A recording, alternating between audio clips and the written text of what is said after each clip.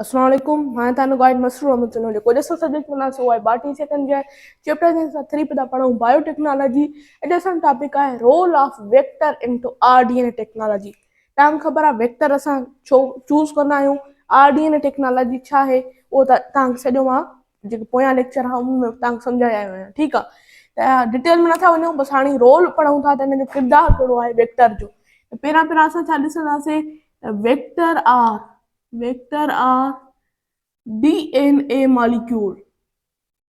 Vector हिकु छा आहे, डीएनए मॉलिक्यूल जेको आहे विच आर यूज्ड, जेको छा जे लाइ यूज़ कयो वेंदो आहे, which are used to transport gene of interest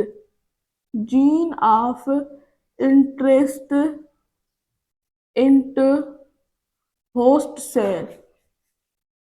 vector जी तव्हांखे डेफिनेशन मिली वई त वेक्टर छा जे लाइ यूज़ कयो वेंदो आहे, ट्रांसपोर्टेशन जे लाइ यूज़ कयो वेंदो आहे। जीन ऑफ इंटरेस्ट छा आहे, जीन ऑफ इंटरेस्ट उहो जीन आहे जंहिंजी असांखे ज़रूरत आहे। ठीकु आहे, त हे सॼी सीक्वेंस उन जीन्स जी। ठीकु आहे, असां उन मां उहो ई जीन चूज़ कंदासीं, उहो ई कट कंदासीं बायोलॉजिकल सिज़र्स, यानी कि रेस्ट्रिक्शन एंडोन्यूक्लियोसिस जे मदद सां जंहिंजी असांखे ज़रूरत आहे उन जीन खे असां चवंदासीं जीन ऑफ इंटरेस्ट।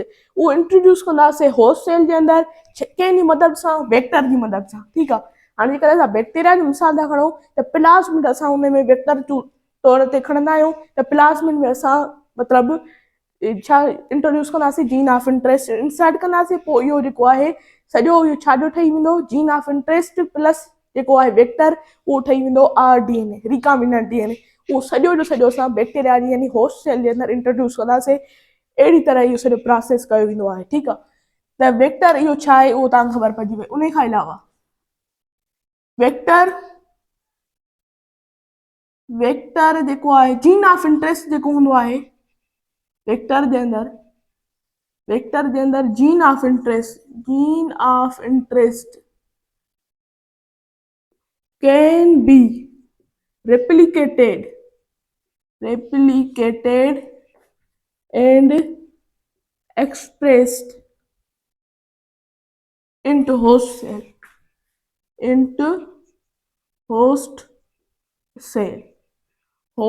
सेल यानी बैक्टीरिया जे अंदरि जेको असां आरडीएनए रिकामिनेंट डीएनए शिफ्ट कयोसीं, उहो रिप्लिकेट बि थी सघे थो ऐं एक्सप्रेस बि थी सघे थो। इहो असांखे सॼी ख़बर आहे। ठीकु आहे, उन खां अलावा त वेक्टर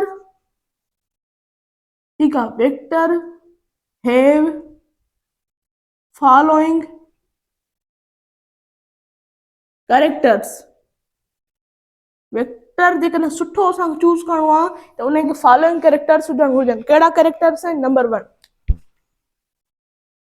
वेक्टर डीएनए, जेको वेक्टर जो डीएनए आहे, हैव ओरिजिन ऑफ रिप्लिकेशन।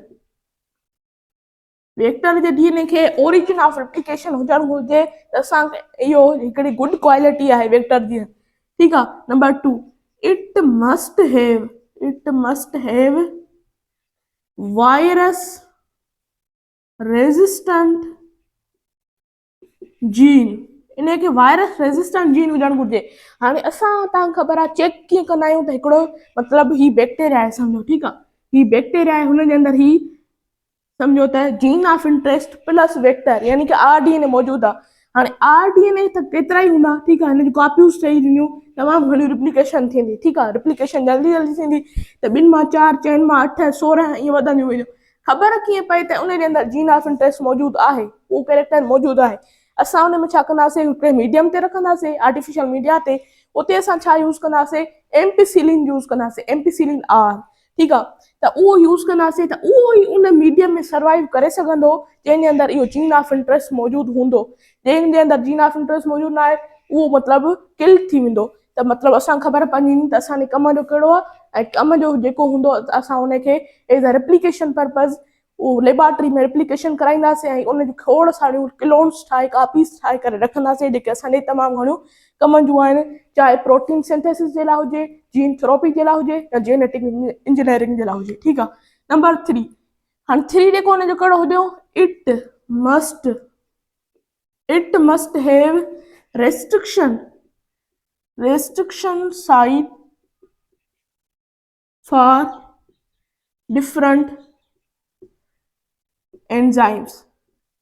तव्हांखे ख़बर आहे त जेको वेक्टर हूंदो आहे उनखे रेस्ट्रिक्शन साइट हूंदी आहे, यानी रिकग्निशन साइट चओ, रेस्ट्रिक्शन साइट चओ, पैलेंड्रोमिक सीरीज़ हूंदी आहे। इहो सॼो कुझु असां पोइ लेक्चर में पढ़ी आया आहियूं। उनखे इहा ॿुधणु घुरिजे टे कैरेक्टर हिकु वेक्टर जे अंदरि आहिनि त उहो असांजे लाइ बेस्ट जेको वेक्टर आहे ऐं असां उनजी मतिलबु उनखे इस्तेमालु करे सघूं था एज़ अ ट्रांसपोर्टेशन। ठीकु आहे, ट्रांसपोर्टेशन पर्पज़ जे लाइ। हाणे वेक्टर कहिड़ा कहिड़ा हूंदा आहिनि जेके RDNA टेक्नोलॉजी में इस्तेमालु कया वेंदा आहिनि। following vectors are used in RDNA technology। कहिड़ा कहिड़ा वेक्टर्स आहिनि? नंबर वन त असां पहिरां डिस्कस करे चुका आहियूं, bacterial plasmid. Number two lambda phage, यानी कि इहो वायरस आहे DNA।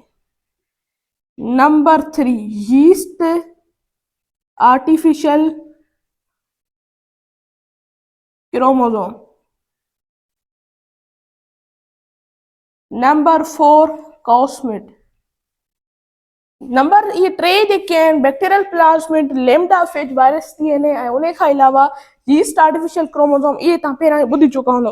पर कॉस्मिड छा आहे इहो तव्हांखे ख़बर न हूंदी। त कॉस्मिड जे बारे में तव्हांखे ॿुधाईंदो न त इहो छा आहे, कॉम्बिनेशन आहे, combination of plasmid and combination plasmid जो आहे, ॿियो कंहिंजो आहे फेज DNA जो, फेज DNA। त इनखे असां चवंदा आहियूं कॉस्मिड।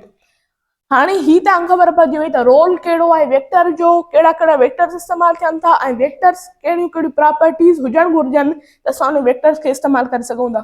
इहो तव्हांखे ख़बर पइजी वई।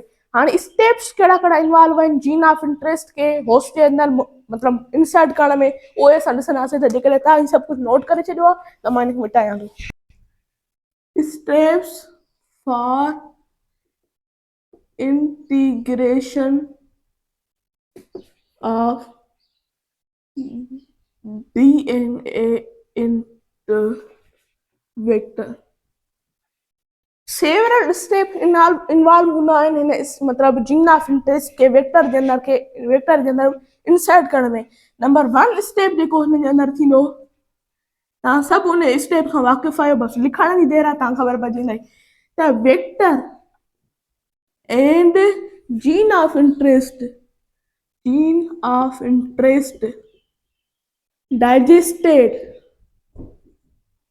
digested by same restriction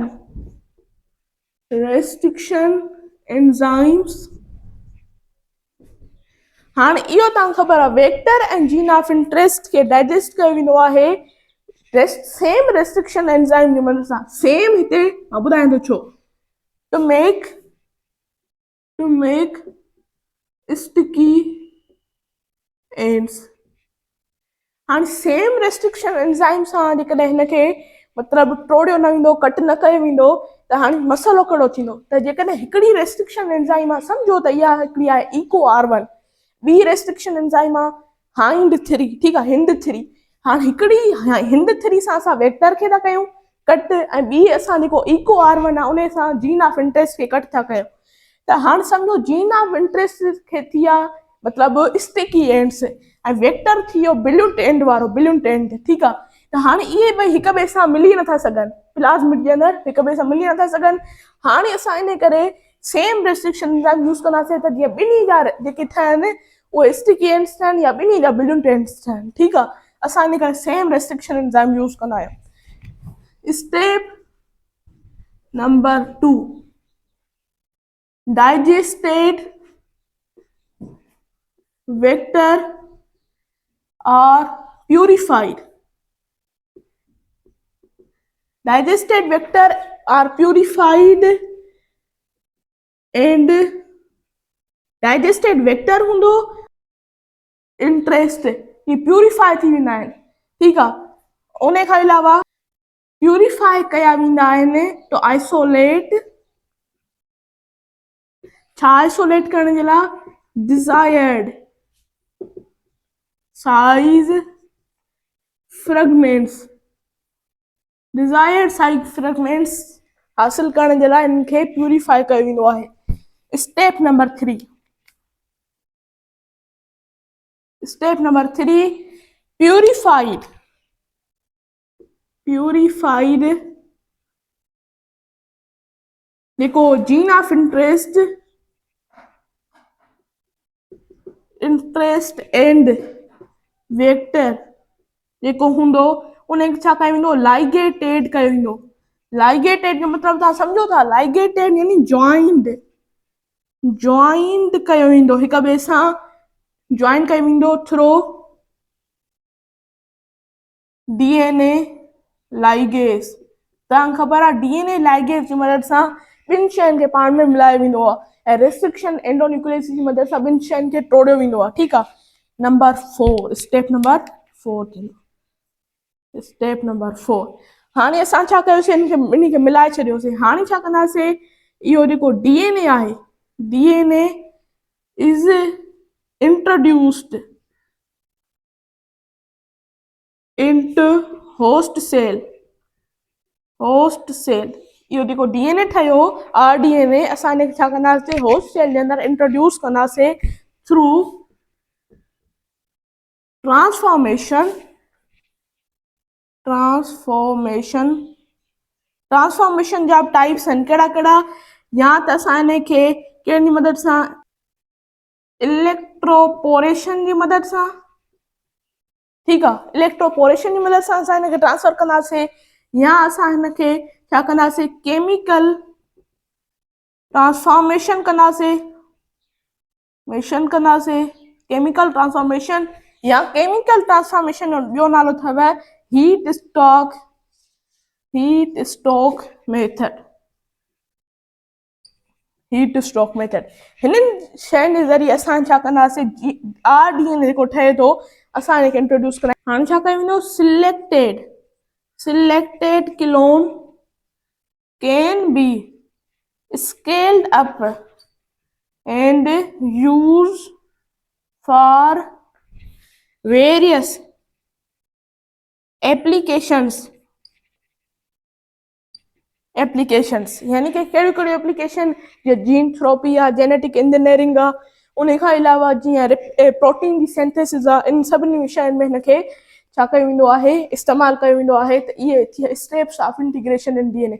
हाणे हलूं था अॻिते। हाणे टॉपिक आहे techniques applied for selection of vector. त असां वेक्टर खे होस्ट सेल जे अंदरि सिलेक्ट कीअं था करे सघूं। Techniques applied for selection of vector based on presence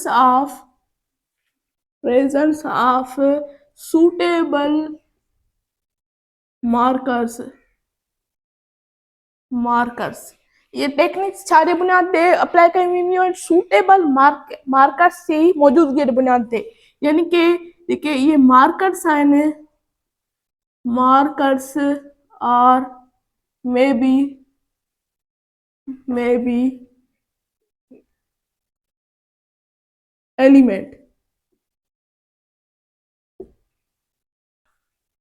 genetic elements, ये सूटेबल मार्कर्स थी सके तो ये जेनेटिक एलिमेंट्स बुझनि। कहिड़ियूं कहिड़ियूं मार्कर्स हूंदियूं आहिनि, नंबर 1 हूंदो आहे virus resistant jean, number 2 colour producing jean, colour producing jean, virus resistant jean. Number 3 कहिड़ो हूंदो आहे, fluorescent protein jean, fluorescent protein jean. Virus resistant jean जेकॾहिं मां ॻाल्हि थो कयां त हिनखे तव्हां हेठि खणंदो त इहो जेको हूंदो एम्पीसीरिन आर, एम्पीसीरिन आर छा आहे, इज़ द जीन, इहो उहो जीन आहे containing any host cell can be survive या चओ grow on आर्टिफिशियल मीडिया, वो आर्टिफिशियल मीडिया ते ग्रो करे सके तो। कलर प्रोड्यूसिंग जीन जो तव्हांखे मिसाल थो ॾियां हिते, colour producing jean. Colour producing jean में जेकॾहिं कलर प्रोड्यूसिंग जीन में इहो मौजूदु आहे कहिड़ो, लेक ज़ेड